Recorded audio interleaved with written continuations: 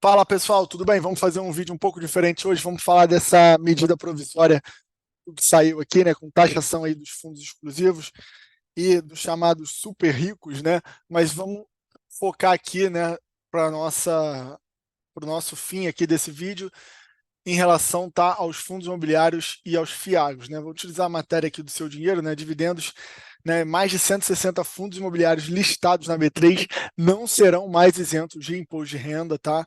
Então vamos aqui, tem uma informação relevante aqui, né? Saiu essa medida provisória, né, apelidada aí como super rico, e segundo o levantamento aqui do portal, ao menos 166 fundos imobiliários, dentre os 439 listados na B3, deixarão de ter, né, os seus rendimentos, né, isentos de imposto de renda, tá certo? Então, antes da gente entrar aqui na lei, né, a gente vai olhar, vale a pena esse apontamento aqui, feito pelo analista da Empíricos, né, Caio Nabuco.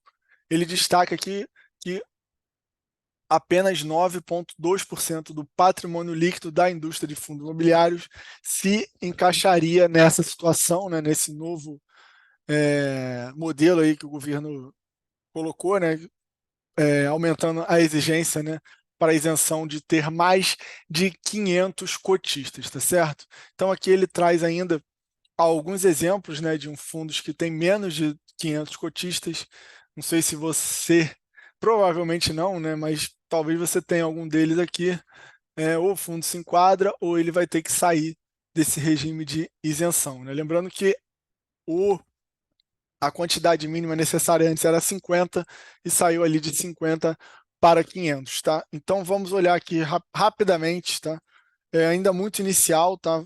É, isso ainda vai ser discutido no Congresso, né? Essa medida provisória ainda vai ter que virar lei, então vai ter debate no Congresso, vai ter debate entre os especialistas, entre os tributaristas, talvez a Receita Federal também emita aí algum tipo de normativo, mas por enquanto, né, vamos fazer apenas as impressões iniciais de modo bem básico aqui. Então, primeiramente, né, a gente sabe que a alienação das cotas, né, dos fundos imobiliários e dos FIAGros, elas estão sujeitas ao imposto, né, de 20%,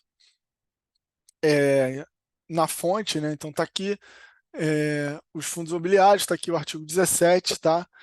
E aqui é, ele diz sobre os 20%, e mais embaixo aqui também ele diz sobre os 20% do FIAGro, tá certo? Que os ganhos e os rendimentos oferidos na alienação ou no resgate das cotas do FIAGro sujeitam à incidência do imposto de renda à alíquota de 20, tá? Então, beleza. Aí tem uma lei, né, que trata aqui de diversos assuntos, né? Mas no seu artigo 3º aqui, inclusive ele vai falar ali da isenção das ações e tal, né, dos CRIs, CRAs, enfim. Mas vamos focar aqui no inciso 3º, né, que é o que fala dos FIAGros e fundos imobiliários. Então, ele coloca aqui, né, ficam isentos de imposto de renda, no artigo 3º, aí no inciso 3º, ele vai colocar aqui, na fonte e na declaração anual das pessoas físicas, pessoa jurídica não tem essa isenção. Então, a primeira coisa que a gente chama atenção aqui é somente para pessoas físicas, né? Os rendimentos, né? Não fala aqui em ganho de capital, o ganho de capital continua sendo 20%, distribuídos pelos fundos imobiliários e pelos fundos de investimento nas cadeias produtivas agroindustriais, conhecidos como FIAG, tá? Né? Cujas cotas serão admitidas à negociação exclusivamente em bolsa de valores ou do mercado de balcão organizado, tá?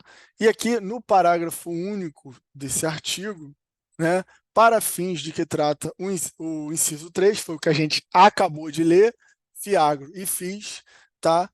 Ele vai dizer aqui, ó, que será somente nos casos em que os FIIs ou os FIAGos possuam no mínimo 50 cotistas.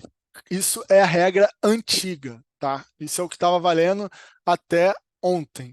Agora, né, ainda tinha mais um requisito aqui, que era não será, né, concedido ao cotista pessoa física titular de cotas que representem 10% ou mais da totalidade, né, dos fundos imobiliários ou dos FIAGros, ou seja, se você tem um único cotista que responde por mais de 10% das cotas, ele também perderia essa isenção, ou ainda, né, cujas cotas ele tem o direito ao recebimento a mais de 10% da receita auferida pelo fundo. Essa regra, ela continua, tá? Como uma coisa que tem que ser seguida.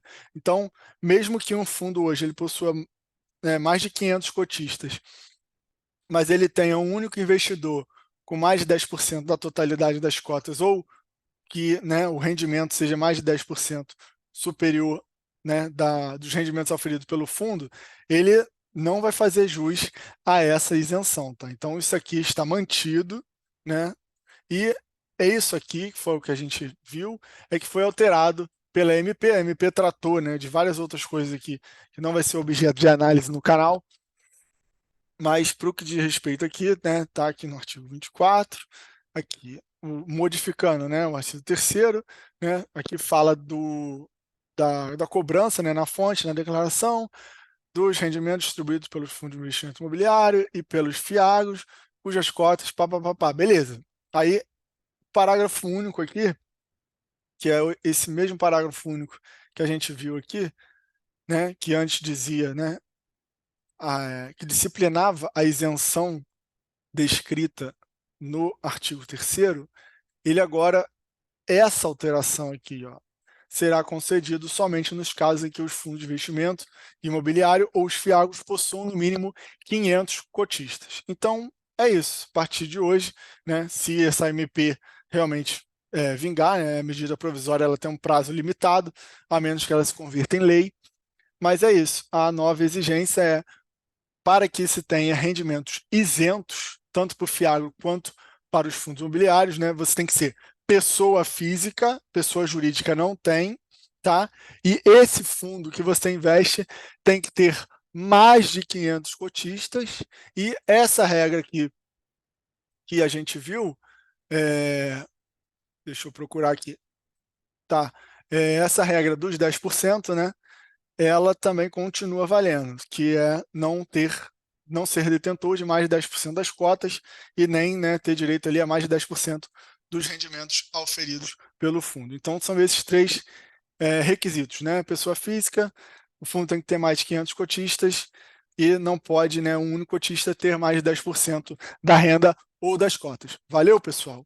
Espero que vocês tenham gostado. É apenas uma atualização, na verdade, isso aqui ainda vai ser debatido, discutido. Eu já vi gente comemorando aqui de que, olha, agora os fundos imobiliários passou aqui de 50 para 500, eles tiraram, a ideia do governo é realmente não coibir que as pessoas se utilizem, talvez, ali de fundos imobiliários para uma estratégia para evitar de pagar imposto, enfim, de uma maneira investindo no setor imobiliário. Não, lógico que tem restrição também, do que pode ser investido por um fundo imobiliário e o que pode ser investido por um fundo exclusivo geral, aberto, isso tem diferença, mas enfim, o governo está mirando realmente naqueles fundos mais exclusivos, e tem gente já comemorando, dizendo que, não, então tá tranquilo, os fundos imobiliários não vão ser tributados. Não, não é bem assim, Isso aqui é uma coisa que realmente não vai afetar num primeiro momento eu e você, que são os investidores ali, pessoa física que investem em fundo imobiliário, mas nada impeça que o governo mande futuramente, na segunda fase da reforma tributária, que vai ter uma nova medida, uma nova alíquota para os fundos. A gente espera que não, torce que não, e a gente também vai ter que ver qual vai ser o impacto disso aqui, na indústria como um todo, como o mercado vai se arranjar, tá?